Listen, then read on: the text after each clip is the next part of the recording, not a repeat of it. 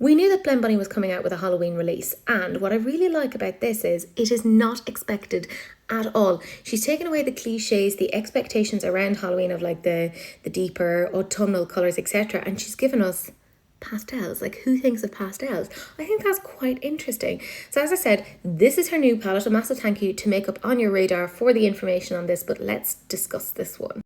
This is the Sickly Sweet palette, which kind of obviously makes you think of, you know, when you're trick-or-treating and you've got a whole bag of sweets and your mum is like, no, you're going to ration this out across several days, and you're a child, so the idea of rationing is like, no, don't be ridiculous.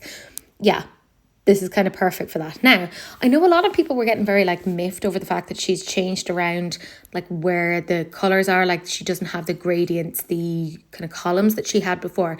Now, she said with her all done up that she didn't really want to do that anymore. She felt very limited and she'd seen other brands actually kind of doing it herself, which I totally get. I get that. And she decided she basically wanted to mix things up. But there does seem to be a little bit of like a pushback on it, because if you're like me, you like the order. I personally loved the order of blendbunny. And when I looked at this initially, I was like, oh, I don't know how I feel about this. But Faces by Gina, who is on Instagram, she's fantastic. She actually reordered it so you can see the kind of colour story that little bit better. And I'm going to show it to you now. So as I said, this came from Faces by Gina.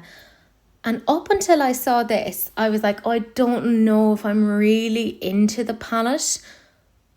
But honestly, when I saw this curated in this way, I was like, okay, this is interesting to me. I like this. This pleases my mind. This looks really, really interesting. Fun pastels. You have your shimmers, but you also have a little bit of like depth here. Absolutely gorgeous. Like, that kind of won me over when I saw it like that.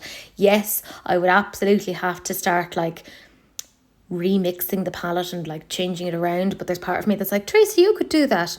No, you can't, Tracy, you're an idiot, you won't be able to do that. But I like knowing that there is actually cohesion there.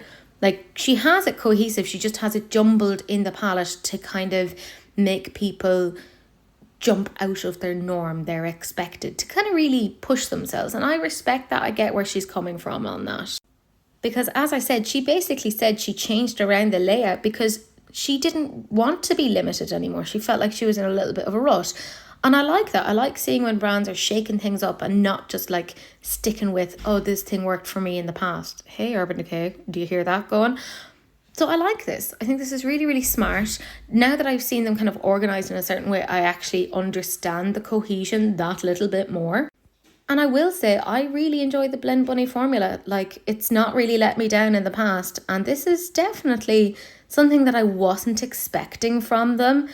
And I like that this can go into like spring as well. This is perfect because for like people who are in the southern hemisphere, you're going into spring now. So this actually suits you. It's kind of cool that you're saying something like this, in my opinion. But yeah, I actually think it's really, really pretty. And there's some really fantastic swatches that really show off just how pigmented this is. So as I said before, the fabulous Makeup On Your Radar had this on their page, so I stole it.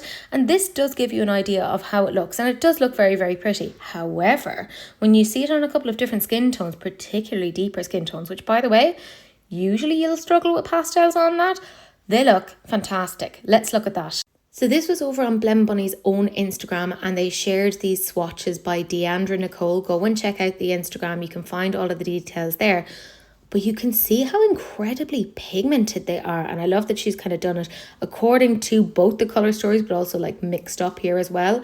And I gotta say, this has kind of sold me. This is what I'm saying. Like, swatches can really change everything. You could look at something and be like, nah, I'm not so sure. And then you see the swatches and you're like, oh, well, excuse me, you're quite pigmented.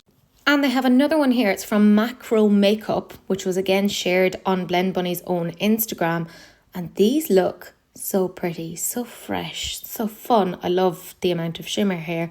It's absolutely gorgeous. I didn't think initially that I liked this palette, and then the more I'm looking at it, it's growing on me like a fungus or something less gross, but definitely growing on me. I have to say, I'm kind of surprised because with the layout change, and by the way, I hate change. It's a tism thing. Totally throws me. I kind of initially went, no, don't like the change. But I do know I can rearrange it myself, but I will actually end up shattering things, so I shouldn't do that. Don't do that. I am so clumsy. It's not even funny. But now that I've seen that there is actually cohesion to it and I've seen the swatches, I hate that I like this. I don't need it. In no realms of this world do I need this. But I think this is actually quite smart. The fact that she's now like discontinued Surge, you have your kind of like paler shades in here that you would have gotten in the Surge, not dupes at all by any means.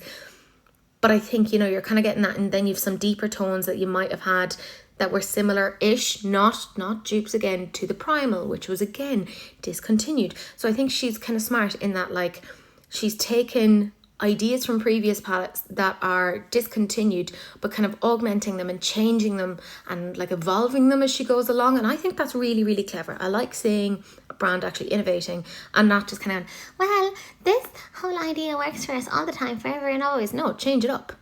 Change it up. And she has. And I think that's quite smart. And she hasn't done a pastel before. And what a time to do it. What an unusual time to do it. It's so unexpected. I kind of respect that. Yeah, I'm looking forward to this. Let me know what you guys think. Is the layout kind of confusing you? What do you think of the swatches? Has kind of seeing a different layout kind of changed your mind? Because it definitely changed mine. Let me know. I am interested, as always, because I'm grossly nosy.